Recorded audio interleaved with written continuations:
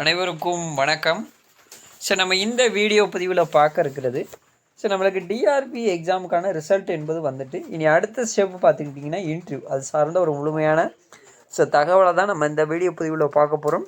So நீங்கள் நம்ம சேனலுக்கு புதியவராக இருந்தால் மறக்காமல் சேனலை சப்ஸ்கிரைப் பண்ணிடுங்க. ஸோ உங்கள் நண்பர்கள் கூட்டுறவு வங்கி தேர்வுகள் மற்றும் டிஎன்பிஎஸ்சி குரூப் 4 குரூப் 2 தேர்வுகளுக்கு படித்து கொண்டிருந்தாலும் ஸோ மறக்காமல் அவங்களுக்கும் நம்முடைய சேனலை ஷேர் பண்ணிடுங்க. அவங்களுக்கும் மிகவும் பயனுள்ளதாக இருக்கும். வாங்க வீடியோக்குள்ளே போகலாம். ஸோ இந்த நேர்முக தேர்வை பொறுத்தளவில் உங்களுக்கு 30 மதிப்பெண்களுக்கு நடத்தப்படும். ஸோ இதில் வந்து நீங்கள் இந்த நேர்முக தேர்வில் நீங்கள் கலந்து கொண்டாலே உங்களுக்கு 10 மதிப்பெண்கள் கொடுத்துருவாங்க. ஸோ முக்கியமான குறிப்பு பார்த்துக்கிட்டிங்கன்னா, இந்த நேர்முக தேர்வுக்கு நீங்கள் கலந்து கொள்ள போகிறீங்க அப்படின்னு சொன்னால் கண்டிப்பாக உங்களுடைய உடை, ஸோ நல்ல நீட்டான ஒரு சட்டை அணிந்து செல்லுங்கள். ஸோ தாடி அல்லது தலைமுடியை வந்து நீட்டாக ஸோ அதை வந்து வெட்டிட்டு போங்க. ஸோ அடுத்தது பார்த்துக்கிட்டிங்கன்னா, நேர்முக தேர்வுடைய அடிப்படைகள் பார்த்துக்கிட்டிங்கன்னா, ஸோ உங்கள் சார்ந்த முழு தகவல், ஒரு செல்ஃப் இன்ட்ரடக்ஷன் கொடுங்க. சரிங்களா, உங்களை பற்றி ஒரு செல்ஃப் இன்ட்ரடக்ஷன் நீங்கள் ப்ரிப்பேர் பண்ணி வைத்துக்கொள்ளுங்கள். ஸோ உங்களுடைய மாவட்டம் சார்ந்த முழுமையான தகவலை வந்து ஸோ ஓவரால் நீங்கள் படித்து வைத்துக்கொள்ளுங்கள்.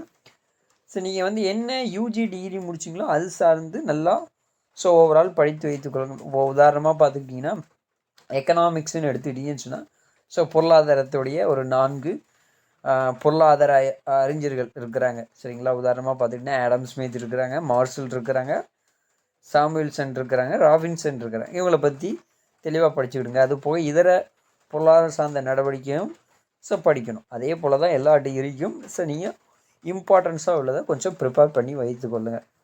ஸோ இந்த இன்டர்வியூவை பொறுத்தளவு தெரிந்து வைத்துக்கொள்ள வேண்டிய முக்கிய தகவல்கள்னு சொல்லி நம்ம வந்து ஸோ ஒரு 14 ஹெட்டிங்ஸ் கொடுத்துருக்குறோம். சரிங்களா, ஸோ இது சார்ந்து நல்லா நீங்கள் ஒரு வாட்டி படித்துக்கொள்ள வேண்டும். இதில் இருந்து நிறையா கேள்வி உங்களுக்கு இன்டர்வியூவில் கேட்கலாம். சரிங்களா, ஸோ ஃபஸ்ட்டு பாருங்கள், குறுகிய மற்றும் மத்திய கால மற்றும் நீண்ட கால கடன் அமைப்புகள் சார்ந்த தகவல்கள்.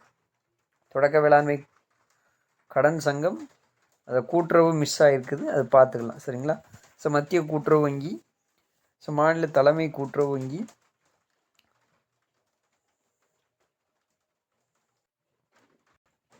ஸோ இதர கூட்டுறவு நிறுவனம், ஊரக வளர்ச்சி வங்கி, ஸோ அதுக்கப்புறம் நுகர்வோர் கூட்டுறவு அமைப்பு, கூட்டுறவு விற்பனை சங்கம், நகர கூட்டுறவு வங்கி, அதுக்கப்புறம் பதிவாளர், ஆர்பிஐ, நபார்டு, 1983 கூட்டுறவு சட்டம், 1904, 1912, 32, 61 கூட்டுறவு சட்டம் மற்றும் வரலாறு. ஸோ தொடக்க வேளாண்மை கூட்டுறவு கடன் சங்கம் வழங்கும் கடன் மற்றும் அதற்கான வட்டி, ஸோ வாய்ப்புகள், அதற்கான வட்டி, இதர செயல்பாடுகள், நடப்பு நிகழ்வுகள், தமிழ்நாடு மற்றும் மத்திய கூட்டுறவுத்துறை சார்ந்த தகவல், ஸோ பொது விநியோக திட்டம், வங்கியல் சேவை. ஸோ இதை சார்ந்த தகவல்கள்லாம் நீங்கள் படிச்சுக்கிடுங்க. ஸோ நம்ம சேனலில் 4 ஹிட்டிங்குக்கு வீடியோவும் உங்களுக்கு கொடுத்துருவோம். சரிங்களா, ஸோ மற்றொரு காணொலி பதிவில் உங்களை சந்திக்கிறேன். நன்றி, வணக்கம்.